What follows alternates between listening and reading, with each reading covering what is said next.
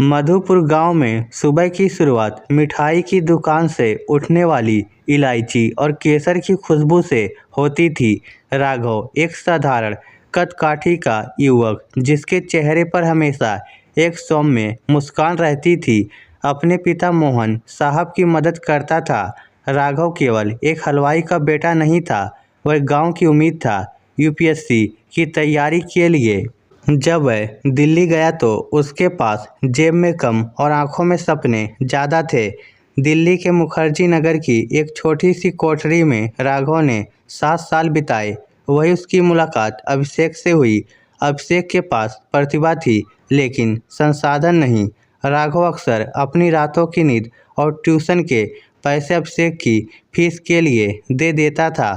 वह कहता, दोस्त आज तू पढ़ ले, कल जब तू अफसर बनेगा तो देश का भला होगा। राघव का खुद का चयन नहीं हुआ लेकिन उसने कभी हार नहीं मानी। वह मधुपुर लौटा ताकि अपने बूढ़े माता पिता का सहारा बन सके। गांव लौटने के बाद राघव की शादी निधि से हुई। निधि एक महत्वाकांक्षी लड़की थी। शादी के ही दिन जब निधि के दरोगा बनने की खबर आई तो राघव ने उसे अपनी जीत माना। उसने तय किया कि वह घर संभालेगा ताकि निधि अपनी ड्यूटी पूरी निष्ठा से कर सके। निधि की पोस्टिंग शहर के एक प्रमुख थाने में हुई।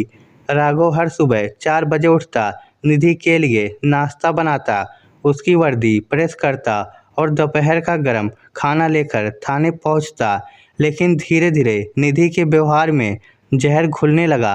उसे अब राघव की सादगी गंवारपन लगने लगी।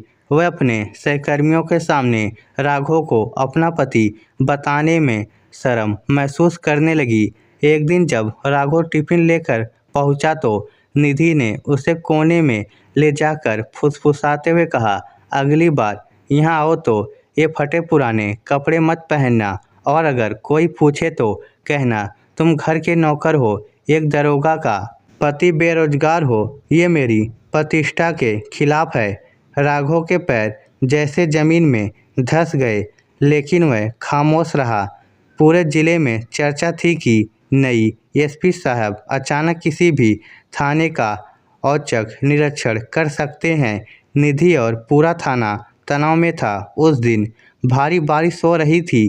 राघव ने सोचा कि निधि सुबह से भूखी होगी। वह छाता लेकर और टिफिन थामे थाने पहुंचा।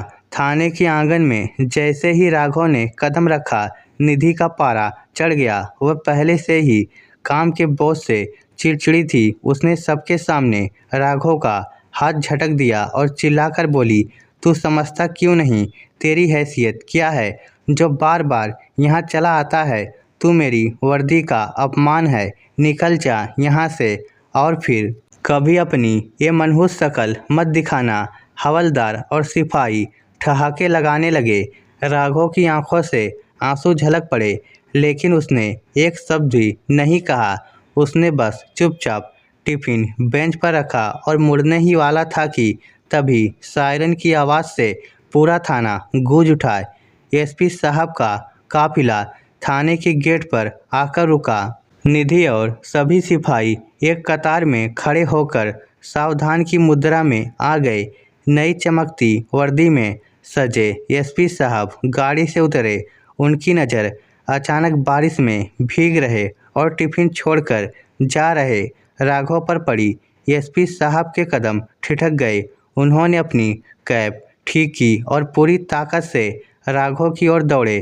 पूरे थाने के सामने जिले के सबसे बड़े पुलिस अधिकारी ने राघव के सामने रुककर एक शानदार सैल्यूट किया।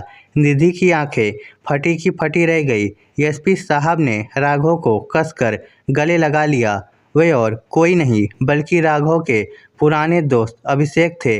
अभिषेक ने नम आंखों से सबकी ओर देखा और गरजते हुए बोले, आज अगर मैं जिले का कप्तान हूँ तो सिर्फ इस इंसान की वजह से। जब मेरे पास एक वक्त की रोटी के पैसे नहीं थे तब इस बेरोजगार कहे जाने वाले महान व्यक्ति ने अपना भविष्य दांव पर लगाकर मेरा भविष्य बनाया था। निधि जी वर्दी पद देती है लेकिन संस्कार और कृतज्ञता इंसान को महान बनाती है। निधि के हाथों से उसकी फाइल गिर गई। उसे एहसास हुआ कि उसने जिस पत्थर को ठोकर मारी थी वो असल में पारस था। उसी शाम राघव के घर एक लिफाफा पहुंचा। यूपीएससी के परिणाम घोषित हुए थे और राघव का चयन प्रशासनिक सेवा में हो चुका है। राघव अब साहब बन चुका था, लेकिन उसके स्वभाव में वही सादगी थी। निधि रोते हुए उसके पैरों में गिर गई। राघव ने उसे उठाया और शांति से कहा, निधि, पद और पैसा आने जाने वाली चीज़ें हैं, इंसान की असली पहचान इस बात से होती है कि वह अपने कमज़ोर के साथ कैसा व्यवहार करता है। मैंने तुम्हें माफ़ किया, लेकिन याद रखना, किसी की गरीबी उसका चरित्र तय नहीं करती। इस स्टोरी को लेकर आपकी क्या राय है, नीचे कमेंट करके हमें ज़रूर बताइएगा। धन्यवाद।